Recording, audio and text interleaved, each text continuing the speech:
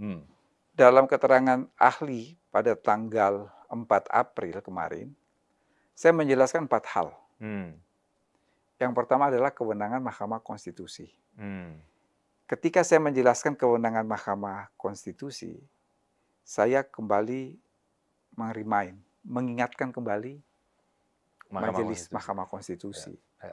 Karena itu kalau perhatikan, kan bisa diputar tuh, dilihat di YouTube, di videonya itu. Kan saya katakan bahwa separuh dari majelis hakim yang hari ini menyidangkan sengketa Pilpres 2024, beliau-beliau juga menyidangkan sengketa Pilpres tahun 2019. Separuhnya ya? Separuh. 4 atau 5 orang gitu berarti ya? Kalau Pak Anwar ikut berarti 5 orang. 5 orang, oke. Tapi karena Pak Anwar tidak ikut, hanya berempat. Profesor Arief Hidayat, Profesor Saldi Isra, Profesor Eni Nurmadingsi, dan Dr. Soehartoyo. Saya kan katakan, saya konsisten loh. Dari tahun 2019 sampai 2024, saya tidak bergeser pendapat saya bahwa Mahkamah Konstitusi tidak berwenang untuk melakukan atau mengadili terkait di luar hasil perhitungan suara. Mahkamah Konstitusi karena didalilkan oleh baik pemohon 1 maupun pemohon 2, misalnya terkait bansos. Jadi Mahkamah Konstitusi dengan objektif dan netral, oke.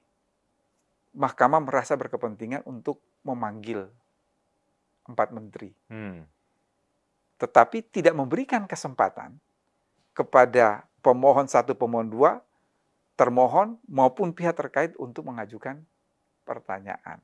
Artinya ini betul-betul adalah untuk kepentingan mahkamah dalam nanti menyusun pertimbangan-pertimbangan dalam rangka mengambil putusan pada tanggal 22 nanti.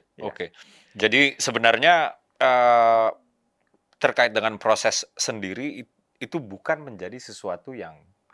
Saya berpendapat demikian. Saya berpendapat demikian karena sederhana saja,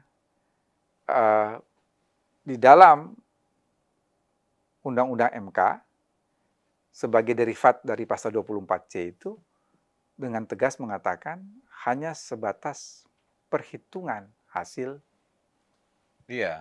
suara. Kemudian kalau kita lihat saksi sehingga waktu itu pada penutupan ketika saya menjawab pertanyaan dari para pemohon maupun dari hakim Mahkamah Konstitusi, saya katakan begini, ini mumpung Undang-Undang MK sedang direvisi dan masuk prolegnas loh, artinya memang dalam tahun ini.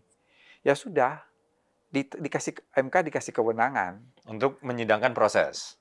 Termasuk proses atau segala pelanggaran yang tidak bisa diselesaikan atau dianggap penyelesaiannya tidak wajar. Jadi semacam appeal lah, semacam banding ke MK.